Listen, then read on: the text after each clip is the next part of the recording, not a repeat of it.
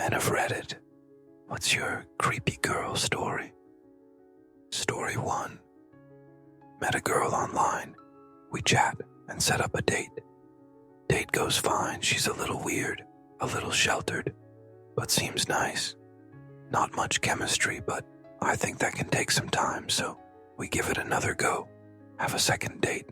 Confirm I have no interest in a relationship with this girl on the second date, so we talk it out. No hard feelings. Let's be friends. Fast forward 1.5 years. I am in my kitchen with some friends getting ready to go out for my birthday dinner when we hear a knock on the door. I go check and no one is there, but there is a box with my name on it. There is a card and some gifts, which would be nice if this girl had ever been to my house before. I had moved since our 2 dates and still have no idea how she found me. Story 2. Once an acquaintance added me on FB. When I clicked on her profile, it said she was in a relationship with someone. That someone was a fake account of me with my picture. Story 3. I met a girl online. She seemed normal enough, so we ended up going out for a drink. I found out that night that she actually lived an hour away in a rural town. But whatever. Well, we went out, had a drink, then went to go play pool. We drove over in my vehicle, and when we got to the pool hall, she checked her phone and saw she had a text from her ex-BF. She proceeded to cry incessantly. I was trapped. I didn't know what to do, so I offered to take her back to her car. She said she wasn't sure if she could drive, and she asked if I would take her home. I declined, saying it wouldn't be a good idea because A, her car was like a mile away. B, she lived an hour away. C, how in the hell did she plan to get to her car the next day? So, she agrees for the night to end, all the while apologizing vigorously. The next day, she texts me, apologizes, and offers to buy me lunch. She seemed all right when we were getting to know each other, and I was bored, so I figured what the hell, and gave her another shot. She brought her kids to the lunch. When I saw them get out of the car, I texted her and said that it wasn't okay for me to meet them. She became irate and said her sitter canceled at the last minute. Even though the drive was an hour long from her house, she didn't find it important to ask if it would be weird for her kids to come. It was at that point that I stated I was no longer interested. Now, for the creepy part. 2 days later, she texted me, but I didn't respond. She kept at it and kept asking if I wanted to go out the next weekend. After multiple texts, I messaged her and said I wasn't interested, and I had plans to take my friend out for her birthday. This resulted in even more irate messaging about how she wasn't comfortable with me going out with other girls, and so forth. This resulted in her getting blocked. Turns out she took a guess on where we would go, since there was only one nightclub in the town, and she showed up. I had to tell the birthday girl that I was leaving, and to call me when she was ready to go. My night was ruined. Birthday girl got home okay, in case you're wondering. But wait, there's more.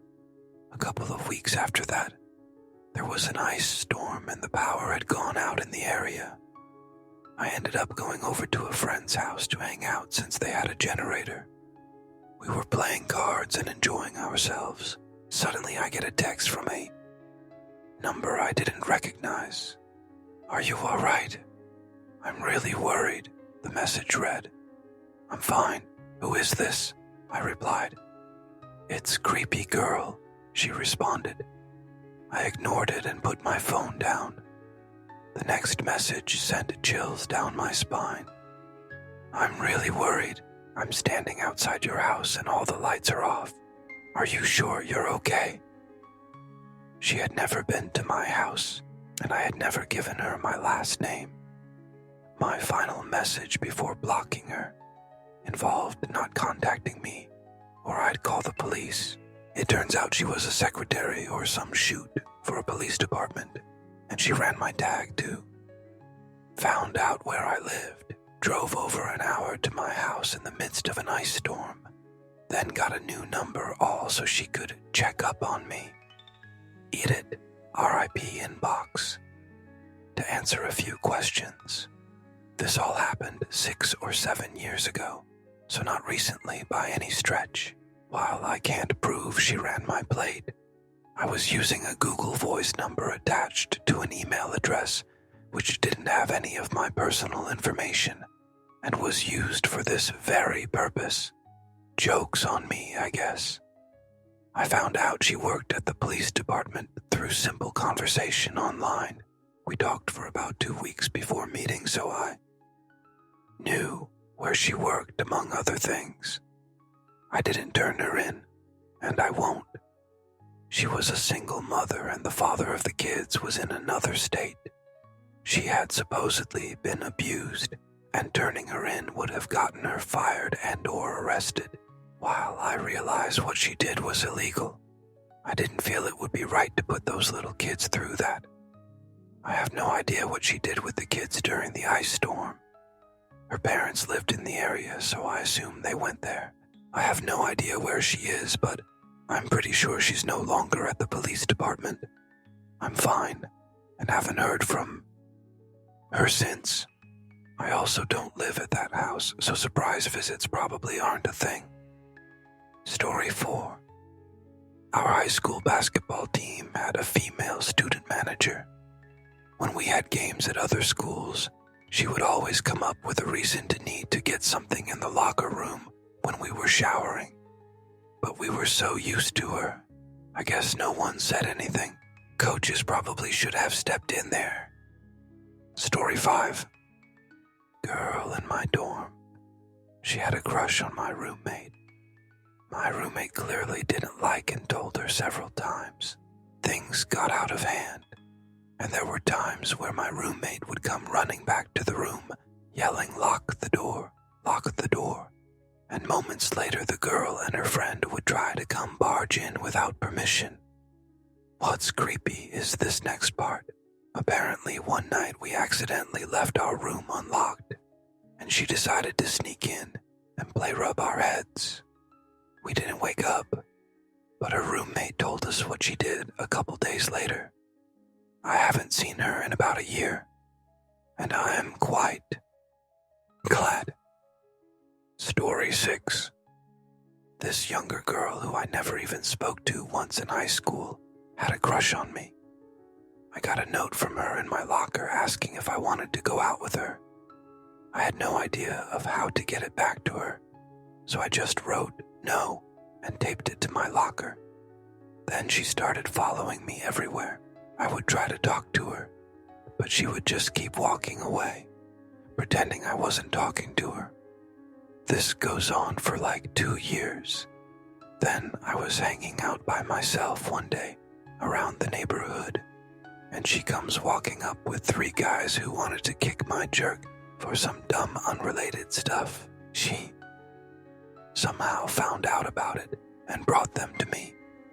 After an embarrassing scene with me diffusing the situation with these angry gentlemen, they leave, and she finally sits down on the curb right next to me and starts flirting. All I could do was just stare at her enormous bangs with a WTF expression until she got embarrassed and left. Story 7. I was bored once at a small local festival and didn't want to be there, so I just got a drink and started walking around aimlessly when I noticed a fire breather. The display was interesting, and she was pretty hot. When she was on break, she went to get a drink, and we started talking. She seemed nice. We had a laugh, but her break was up and she resumed her display. So I left her to it and continued to wander around. 5 mains later, security was called to her display. Turns out, some crazy girl whom I had never met before was following me around the festival and assaulted the fire breather. She had claimed that we me, Crazy, were together, and Fire Breather was trying to break us up. Story 8. I was at a friend's birthday party for her dog. Probably was just an excuse to have people over and get tipsy. And another friend, let's call her M, is also there. I had known M for a couple of years, but I only really ever see her a couple of times a year. She is very tipsy, and also very married. Her husband was also at the same party. At one point in the night, she asks me if I have a girlfriend. I did not. If I am looking for a girlfriend, where I'd been looking for a girlfriend, etc. Then she says that I had been looking in all the wrong places and that if I wanted a good girl, I should let her know. During this conversation, she also kept trying to grab my hand, and so at one point I made sure to always be holding a handful of mini pretzels in both of my hands as a sort of excuse to not be able to hold hands. I can't hold hands if I am holding pretzels. Logic. Then finally she says, I like you, I seldom wipe. I really like you. I'm like, okay. This repeats for a while until she says, stop saying okay. It makes me feel like you think I'm bullshitting. Then she keeps following me around the room and keeps trying to make me dance with her until I leave. Her husband was pretty much always in the same room as us, no more than a few feet away, while this was all happening. Thought I was crazy and imagining it all until another friend asked me on the same night as we were leaving, was M trying to hit on you? Story 9. I started going to a new doctor. The receptionist was cute, so I flirted a bit. In a waiting room, with other patients around. It was pretty innocent, she reciprocated. I figured it was all in good fun. She escalated a bit. Stuff like scheduling me for days she was there, calling me directly with reminders, etc. Then she went into the records, got my cell number, and started texting me, telling me she wants to meet up, she's not happy with her husband, they never have intimacy anymore, etc. I noped out as fast as I could. Story 10. I was in New Orleans watching some street performers go crazy, and a mom came up behind me and fully grabbed both of my jerk cheeks. I was 18 and standing next to both of my parents, and she said, "Hey, you remind me of my son," which is probably one of the weirdest things to say in that moment. Answer: I didn't think I had a story for this thread, but yours reminded me of one. I was at a bar in Savannah, Georgia with some friends. We met this older couple and started talking to them. Canadian couple that met later in life and were road tripping around the US. The wife said that I reminded her of her son, who years prior had died tragically at about my age. In the same breath, she confided that if her husband wasn't there, she'd take me somewhere and fudge my brains out. Obviously, I thought that was pretty alarming. Intimacy was decent, though. Story 11. She befriended my younger sister just to get her to ask her to a sleepover. I woke up in the middle of the night with her laying in bed with me. I was 17, she was 13. Answer: almost this exact thing happened to me, except it was the daytime and the offender was my parents' cleaning lady's kid. She was 13 or 14, and I was 18. She would try to wrestle with me every goddamn time she showed up, and every goddamn time I had to pry her off. I found out later that she had told everyone at her school that we had intimacy, so that was fun. Story 12. A few months ago, I was walking home from school when this tipsy middle-aged woman grabbed me by the arm, wrapped me in a bear hug against a wall, and started grinding on me. I wasn't interested. I had an exam the next morning, and I was just trying to get home. She wouldn't let me go, and she forced my hands onto her breasts and in between her legs. Luckily, this was over clothes. She also started punching me for no reason, as well as doing extremely racist Asian stereotypes. I'm Asian. Eventually, I got away, but I've never fully recovered from the experience, and I've basically never been able to talk about it with IRL friends. Doubt I ever will. Eat it. Oh yeah, there was someone there who walked by who could have helped me. Instead, he turned away and got out of there quickly. He saw that I was uncomfortable and signaling for help, but he did nothing. Answer: am so sorry. That sounds like an awful intimacy assault. I can't imagine. I seriously hope you can get some resources and therapy to help you recover a bit more and lessen that weight. That's a lot to carry and not be able to talk about with the people who are your support system. That must be an awful feeling on its own. I strongly suggest looking up intimacy assault centers in your city. In my city, they offer free counseling to those who have been subject to intimacy assault. After one of the times I was assaulted, I booked an appointment, but canceled it. I chickened out and I wish I had went. As per therapy, a trauma-informed psychologist who deals with PTSD and such is your best bet. Look for ones that offer EMDR. It's the primary treatment for PTSD and has been shown to be highly effective. I have CPTSD from a lifetime of trauma, and I'm doing the treatment now. Shoot isn't easy, but it does get better. It's worth it.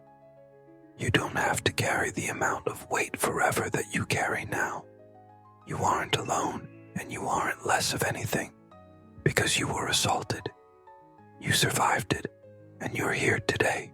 You told your story here, and that takes a lot for people, especially men, unfortunately. If you ever need someone to talk to or help navigating resources for help, let me know. I'm proud of you for making it through that trauma and continuing to move forward. It's fudge hard, man. Story 13. During my last year of high school, I would tutor students after school. One day, about halfway through the year, a new girl came in and sat next to me. The first thing she said was something along the lines of, "Do you want to see my birth control?" She had an implant in her arm and showed me where it was. She then felt my arm and told me I was hairy. For the rest of the time, she kept prying for personal info like who my friends were and where I lived. I didn't see her in tutoring after that, but one day during lunch, she came up to my table where I was just chatting with my friends and inserted herself into the conversation before leaving randomly. I heard a few days later that she was suspended for either having substances or a knife in her backpack. Story 14. I've got two. First one was when I was 15. I was walking past my school and about to cross the road when a trio of tipsy women in their 40s or 50s started hassling me about how good I looked, pressing me in against the wall and surrounded me so that I couldn't get out and holding me back while they copped feels. Not a fun experience, especially when you can't even tell people about it or how creeped out it's left you, because as a guy you should somehow be proud when women 3 times your age are grabbing your cock through your trousers against your will. The other one was about 4 years ago. I was 22 and asked a girl I'd met out. She seemed nice at first.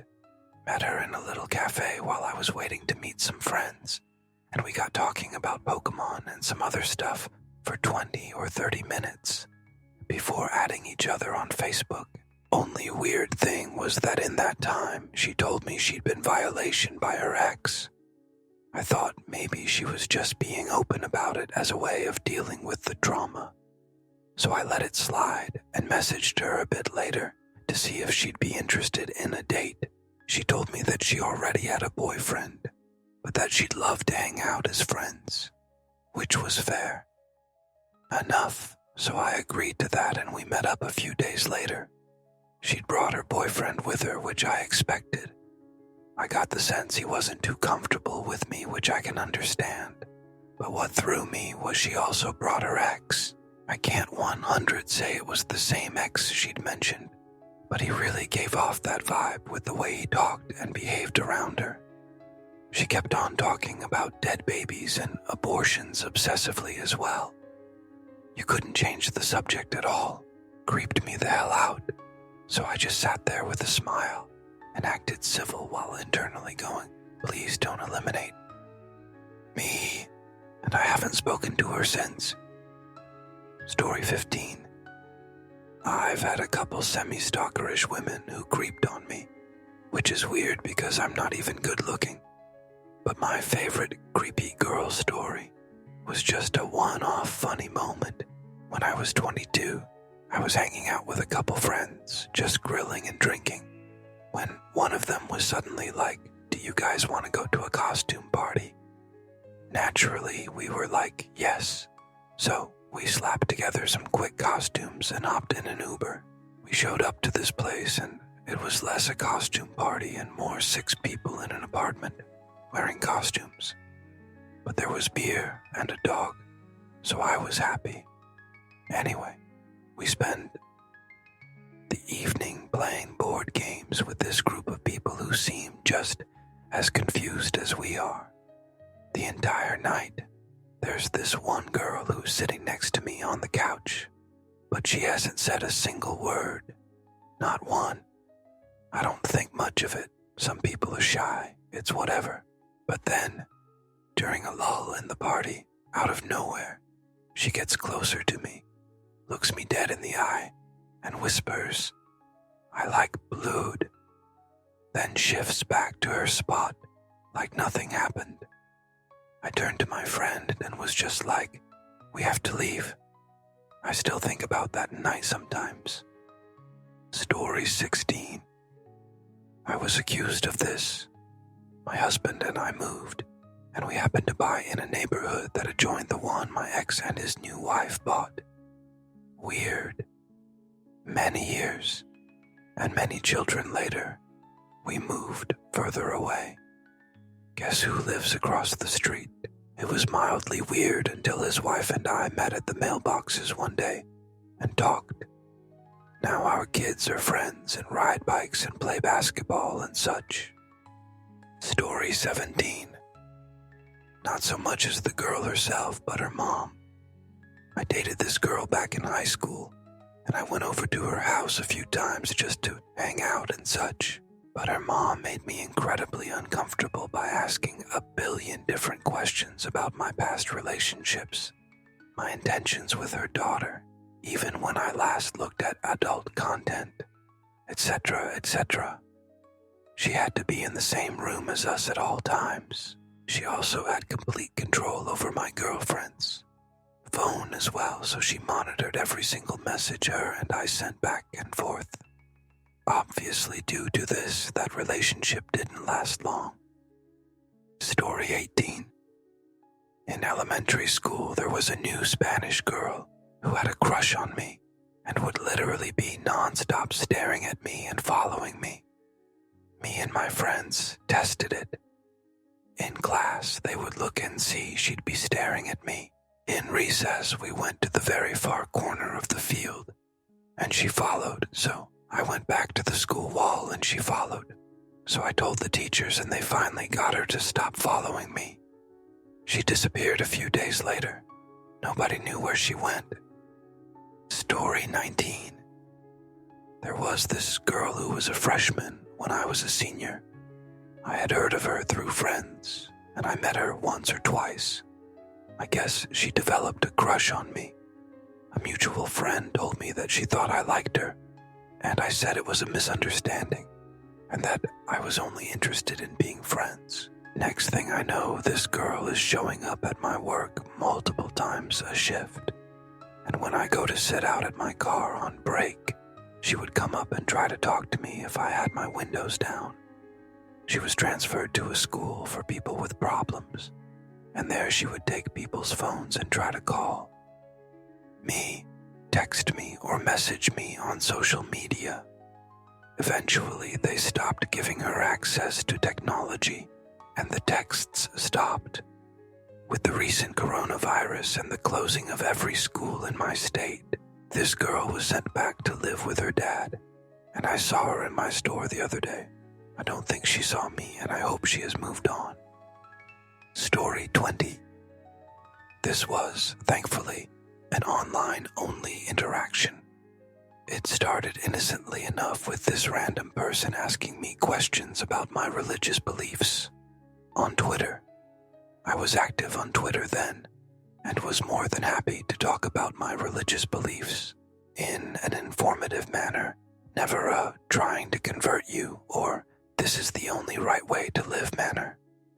The conversation quickly turned weird though, as she began asking if I thought that people who were lying about who they were should admit to their sins. I stopped replying. That's when things really went south. She began harassing me at all hours of the day on Twitter.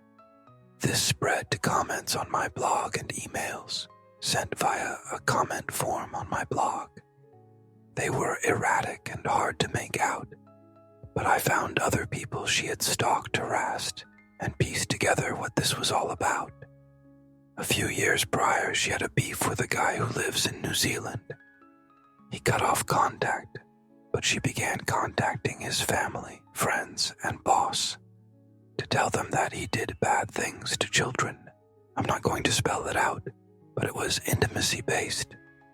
Now, he works in a school, so this charge could end his career.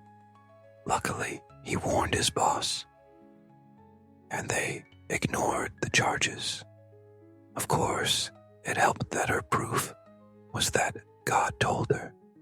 Did I forget to mention that she claims she's a prophet of God, and that he literally talks to her to tell her bad things people do?